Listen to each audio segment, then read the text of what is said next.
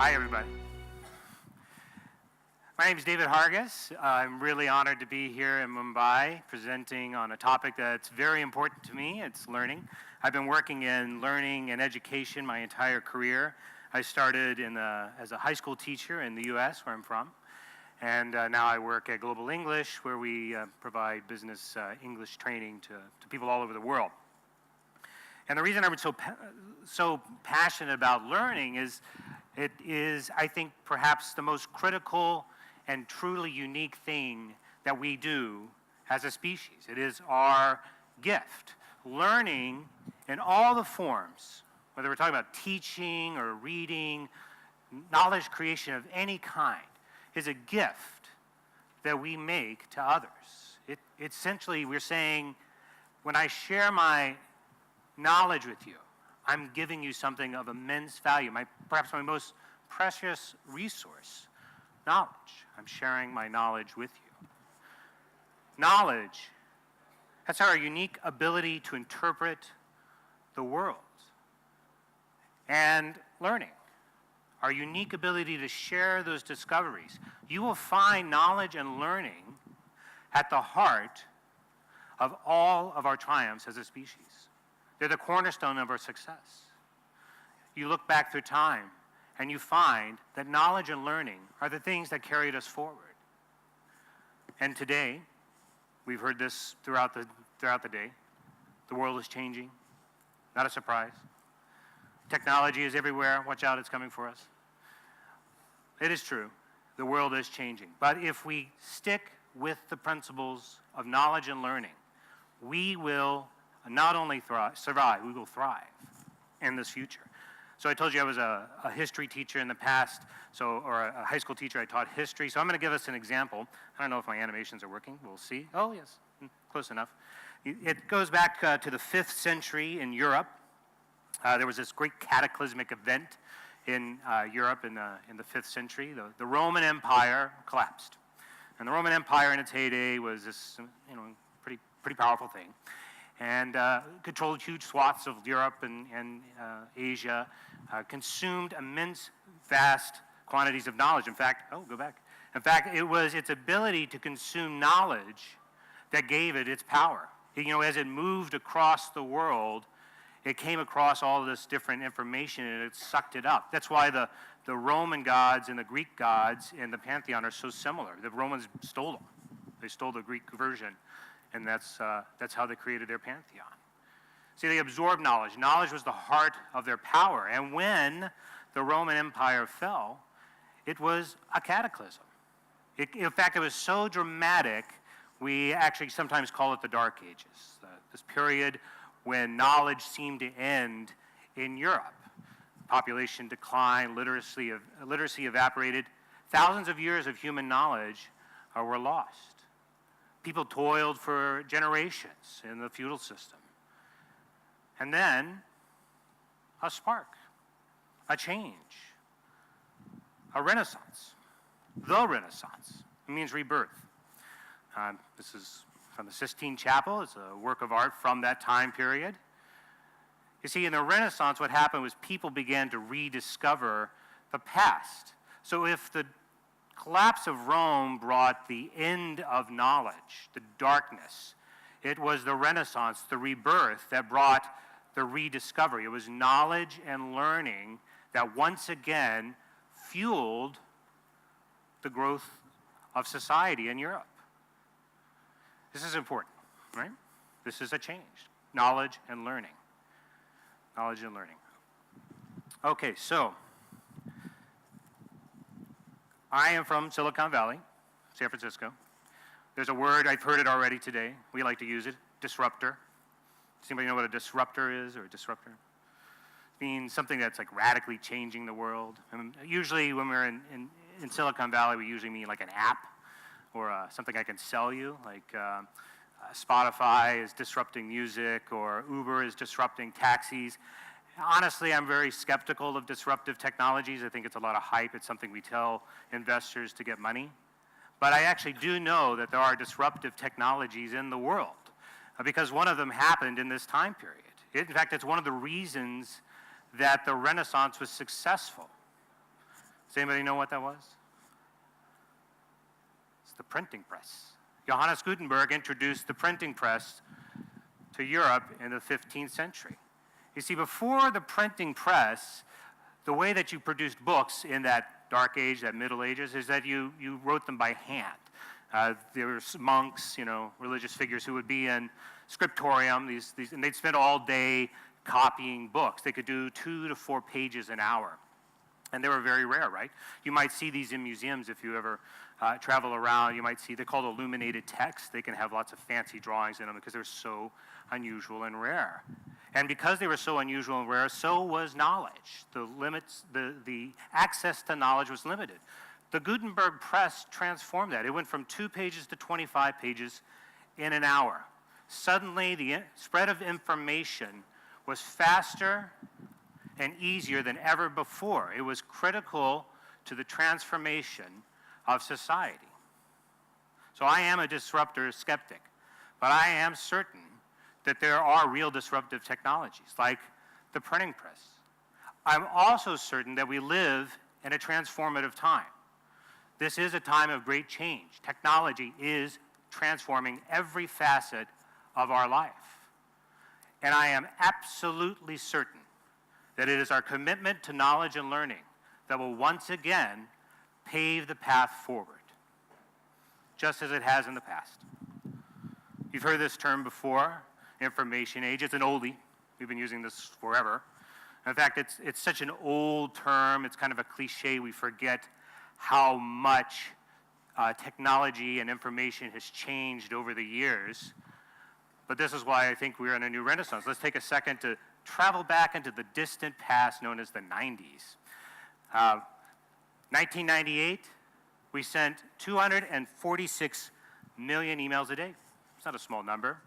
We send that same number every 75 seconds today. It's 281 billion emails a day. That's a lot of information shared. How about this one?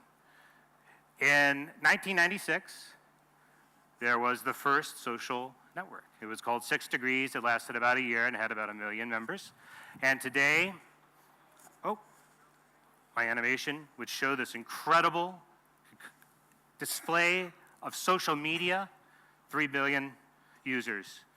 3 billion users and countless social media players. In fact, social media is such an integral part of the learning experience, we can't really think of the internet without it. Or one more thing, how about this? Mobile phones, 1999, 2 years ago, just over 20 years ago, 8 people out of every 100 had a mobile phone subscription. Today, there are more mobile phone subscriptions than there are people on the earth. Somebody's hogging them all. There's 65% of the world's population has mobile phone service, about 5 billion people. It's a lot of information. It's a lot of access to information. But it's an important distinction I want to make here. Information is not the same thing as knowledge. Information are building blocks. It's things. It's pieces of information it's like puzzle pieces. Knowledge is the thing that we construct from that information. It's the way we combine it together. Information are facts and figures, dates, historical dates, and things like that. Knowledge is the story we tell from the facts. It's the analysis we make from the data. And this distinction is critical. You see, in the Middle Ages, it wasn't just the printing press that transformed society. It was also other changes that gave people the opportunity to think. Improved diets, the development of schools, the rise of the middle class. This gave people time to process information and create knowledge, because information is not the same thing as knowledge. But if the printing press opened a river of information, the internet has opened a flood. It's an ocean. We did 2 pages in the Middle Ages. We did 25 pages after Gutenberg. Today, we do about 70 new articles on Wikipedia every hour.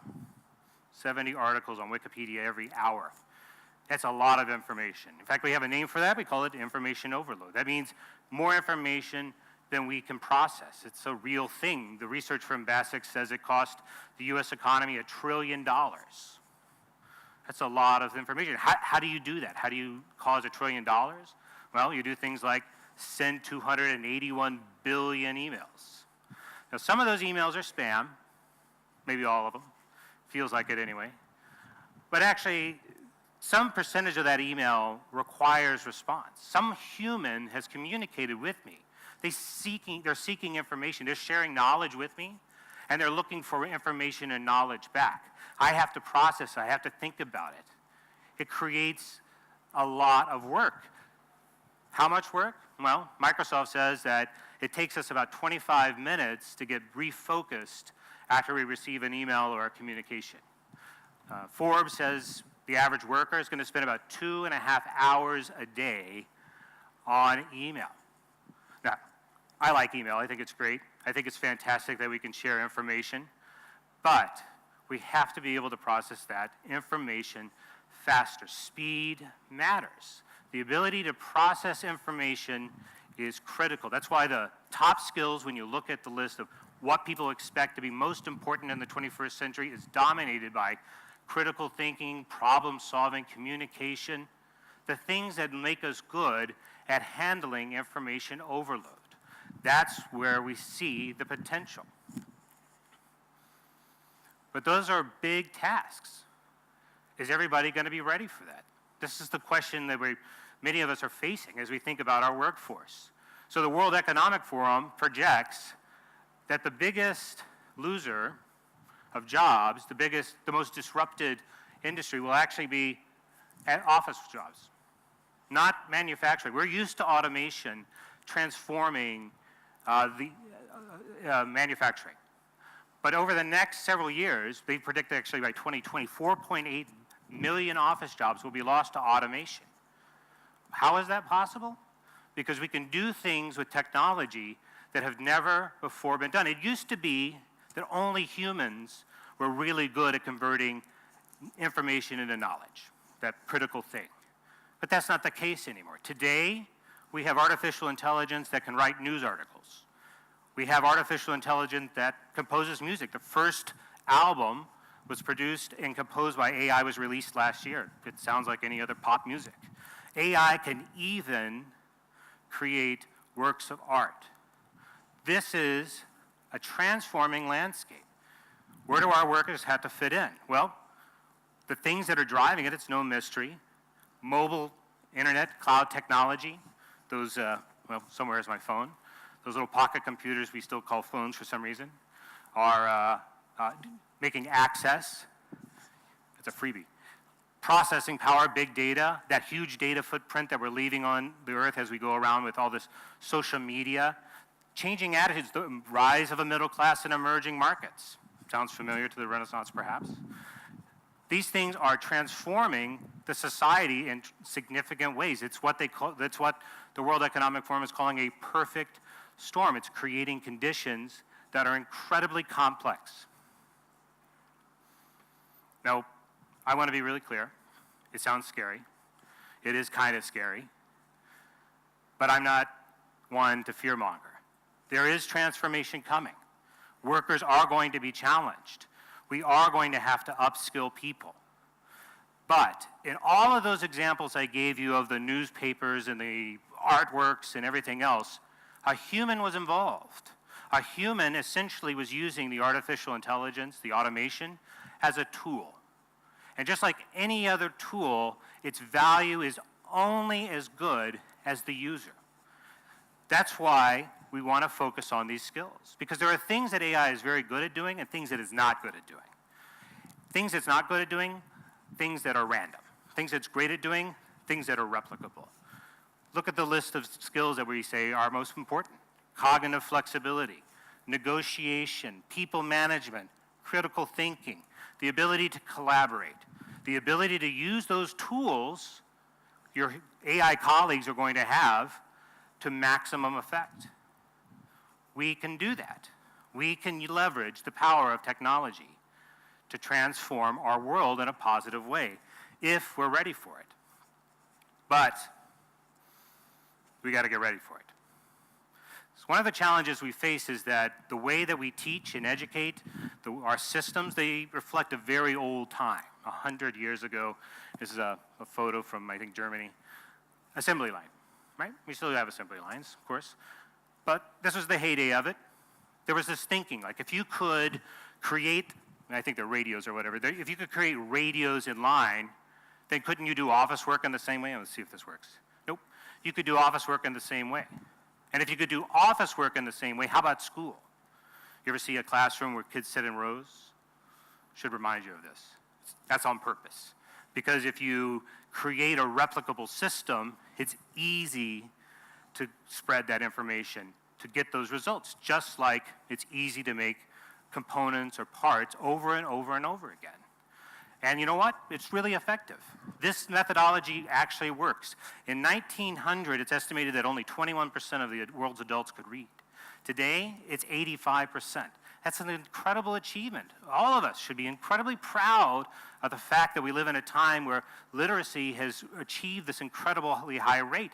So those methods, those factory-style methods, they are effective. They do work, but they have a limit. They're really good at doing some things like teaching basic literacy and math, and they're not very good at teaching the higher order thinking skills that we need people to be good at. And that's because, well, no one's alike. Every person is unique. So when we aim for the middle, we educate none. And that's what those old models are about. We're going to create a bell curve. We're going to teach everybody the same way. We'll provide as much differentiation as we can, and that's it. And you educate none. Like when you aim for the middle, you hit no one. If we want people to be ready for the future, to work hand in hand with those AI colleagues, we've got to change the way we educate. We have to reinvent learning. But we can do it because we have a secret, something that I'm absolutely certain of, and that is people love to learn. People love to learn. We have an innate joy of learning. And if we can tap into that innate joy, we can begin to achieve incredible results. Because the fundamental question is, okay, great. We don't want to do it the old factory way, but at the same time, we still would like to see those literacy rates higher and higher and higher. Wouldn't we like to make sure everybody has a seat at the table? How do we make sure that everybody has an opportunity? How do we make sure no one is left out of the emerging economy? Well, we have to educate them in a way that makes sense and prepares them for it. And we can do that if we tap into what motivates and speaks to a person, because we're speaking to the thing that is true to them, their innate joy of learning. You've all experienced this, I promise you. You've all experienced the joy of learning. Maybe you've tried to master kicking a ball or something, right? You're a soccer fan, a football fan. Maybe I love to play the guitar. That's my hobby. Practice over and over and over again, and even when you're done, you want to practice more. Not because you're trying to fulfill the guidelines of the book, but because you're motivated to do it. You have a burning desire. You have something inside you that demands that you push and drive. The thing that you're experiencing is joy of learning. We've all experienced the joy of learning. And if we can create an educational and training and learning system that taps into that, we will be able to create the environment we need to make people successful to work in this new future. Now, I wish I could tell you that there was a magic pill that I can pass out and everybody will get it, and we'll all do it, or a magic wand, and the fact is there isn't. But we know from learning science and research that there are techniques that we can use that does help us connect better with that purposeful learning, with the purpose of learning, to help us see ourselves in it. So I know I'm running short of time, so I'm going to give us our 3 tips. The first one is the learner has to see himself or herself in it. They have to be invested in the personal goal. You need to feel in control of your learning. That is a human piece of it. Why is it that going and kicking that ball over and over again is so interesting, or why playing the guitar over and over? It's not because somebody told me to. It's because I saw myself in it. I could imagine what I could do once I successfully mastered that, and then I wanted to do more. Learning resonates when we see ourselves in that journey. It's the difference in an extrinsic and an intrinsic motivator. So an extrinsic motivator is an external force, like fear of punishment, or I'm going to give you a reward. Traditional learning is filled with it. Money is it's like probably the king of all external motivators. You know what they found, though? That even money, which is the king of external motivators, has limited power. What they found is actually it's only the promise of money that makes people work harder. Once you give them that money, the motivation goes away. That's because we're not tapping into the thing that matters. So in our business, in my line of work, I'll see this sometimes. Okay, you want to get your bonus, you need to finish this English curriculum. That's a lot of, I see I'm at 0. It's okay, I'm going long. That's a lot of motivation. And you know what? It works. You can get somebody to go and do things because you said, I'm not going to give you your money if you don't. It does work for a little bit of time, and always just before the deadline, because what you've really achieved is compliance. What you've achieved is compliance. If you want people to change their attitude, you have to speak to the intrinsic motivator, which is true to all of us. You have to speak to the thing. If you don't learn English, you don't get your money. The idea is, if you get better at English, you'll be able to collaborate better. You'll be able to upskill. You'll be ready to work with your colleagues around the world. Things that speak to your ability to have a relationship, to be inspired, to be driven, to protect or support your family. That's intrinsic motivators. They're very powerful and they last. All right, second, measured progress. The learner has to be able to see incremental progress along the way. So they need to see where they're going, feel that they have a stake in it, and then they need to be able to see the steps along the way. I call it the climb a mountain. You know, when we give somebody a task that's too big, we shut down. Climb that mountain, good luck. If you want somebody to climb a mountain, there's only one way to do it, and that's one step at a time. So we have to break down the learning into small steps. Milestones that are close enough to be attainable so I can see it, but far enough away to be challenging. If they're too close and too easy, where's the intrinsic motivation and success? If they're too far away, why would I try? We have to find the balance. But we can do this. So one of the ways that we're doing it today is with things called like micro-learning. You know, where you break content into small chunks and people complete small chunks of information and they learn a concept. You complete a few small chunks of information, you get to a milestone. Now I can do this thing. I learned these things, these vocabulary words, now I can use them. I learned how to do this technique in cooking, and now I can make this dish. Small steps that equal to something grand. You do enough of those, guess what? You're at the top of the mountain. And then if you're really motivated, you keep going. Intrinsic motivation with little steps that make you feel successful. And the last one here, habits of success. We have to make sure that we're building systems that make people successful. And the best way to do that is a way that you probably have heard it, the 70-20-10 rule. 70% of the time for learning should be on the job, real application. There's nothing more purposeful and true than being able to do it on the job. Coaching and mentoring, a smaller subset, feedback, live feedback. Classroom time is the smallest. What does this look like in practice? You go and you study for 5 minutes, and then you go and you try and apply that concept on the job, and then you check in with a mentor or a coach, a boss, somebody that you trust, and he gives you feedback on how you're progressing. That's how it works. Because now you focus not on, I'm going to sit and hear all this stuff, but instead I'm focusing on applying it. So the simple example is learning how to cook. Right? You probably learned how to use the knife once. And then you spent years and years cutting, and you got better and better at it. That's on-the-job training. And then you made the dish, and maybe it wasn't so good, and you got feedback, like maybe I should do it differently this way, or, oh, that was really good, I'm going to try it again. That's how it works. That's a practical example. But we can recreate that same experience in work because the innate joy of learning drives us. We are driven by that. And if we think about how this compares to the traditional methods, they're very different, right? I'm going to bring a group of people into a webinar or a room. They're going to sit down. They're going to listen to somebody or watch a presentation. And maybe it has relevance. I don't know. Maybe it doesn't.